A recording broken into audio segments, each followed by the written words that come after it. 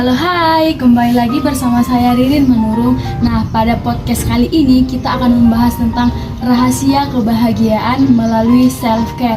Nah, apakah teman-teman tahu self-care itu merupakan salah satu kunci untuk melindungi kesehatan mental saudara?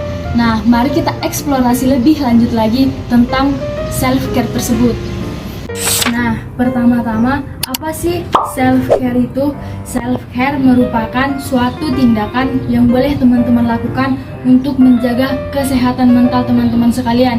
Nah, di sini tuh self-care itu artinya bukan memanjakan diri teman-teman, namun untuk menjaga kesehatan mental dan emosional teman-teman. Itu dapat dilakukan berupa dari tidur yang cukup, berolahraga, dan menjaga kesehatan mental melalui hobi dan hal-hal yang boleh teman-teman lakukan dalam kehidupan teman-teman sehari-hari. Yang kedua, kita dapat melakukannya melalui berolahraga secara teratur. Nah, berolahraga secara teratur ini bukan hanya tentang fisik saja, tapi kita juga dapat melakukan yoga untuk menenangkan pikiran kita. Nah, setelah kita melakukan hal-hal yang kita sukai, tentu kita akan melihat dari diri kita apa hal-hal yang kita cintai.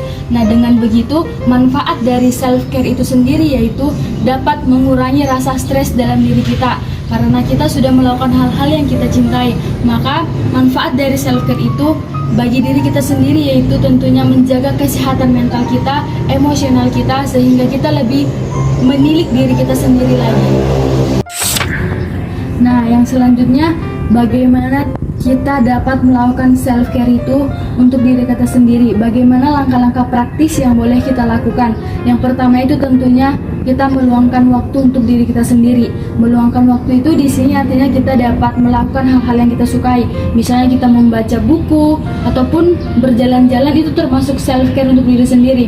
Ketika kita berjalan-jalan sendiri di taman, itu boleh kita lakukan untuk merefreshing pikiran kita sehingga kita refresh dengan pemikiran dan emosional kita sendiri. Yang ketiga, yang selanjutnya itu kita harus menjaga pola tidur kita. Ketika kita begadang, tentu itu sudah tidak mencintai diri kita secara perlahan. Untuk itu, saya mengajak teman-teman semua untuk menjaga pola tidurnya, karena itu merupakan bentuk dari mencintai diri sendiri. Yang selanjutnya itu menjaga pola makan. Tanpa disadari memang banyak kita yang suka jajan, suka makan makanan enak, tapi itu harus kita seimbangkan sehingga kita pun memperoleh tingkat kesehatan dan makanan yang sehat, sehingga kita tidak memiliki berat badan yang sangat berlebih atau over. Nah, karena ketika kita memiliki berat badan yang over, kita sering insecure sehingga kita tidak mencintai diri kita sendiri, bahkan kita menjadi overthinking dan itu mengganggu kesehatan mental kita. Langkah yang terakhir yaitu kita boleh melakukan meditasi. Kita boleh duduk sejenak secara rileks sehingga kita boleh menenangkan pikiran kita.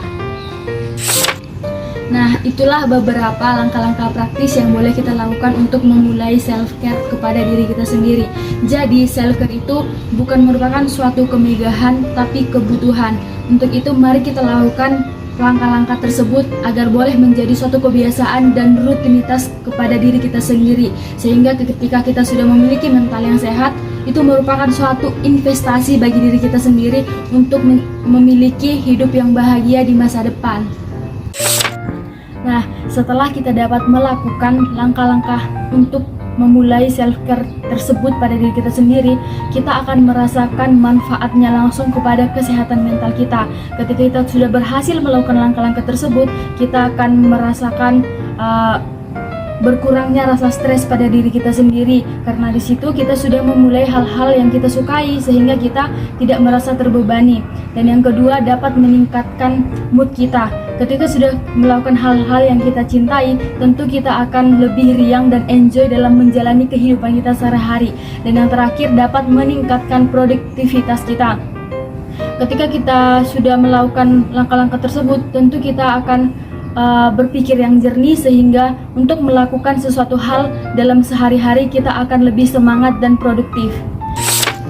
Nah, cukup sekian. Terima kasih telah mendengarkan podcast saya. Semoga teman-teman menemukan inspirasi dan boleh memulai melakukan self care terhadap diri teman-teman sendiri. Semoga teman-teman selalu sehat selalu dan happy selalu. Sampai bertemu pada episode selanjutnya. Bye bye.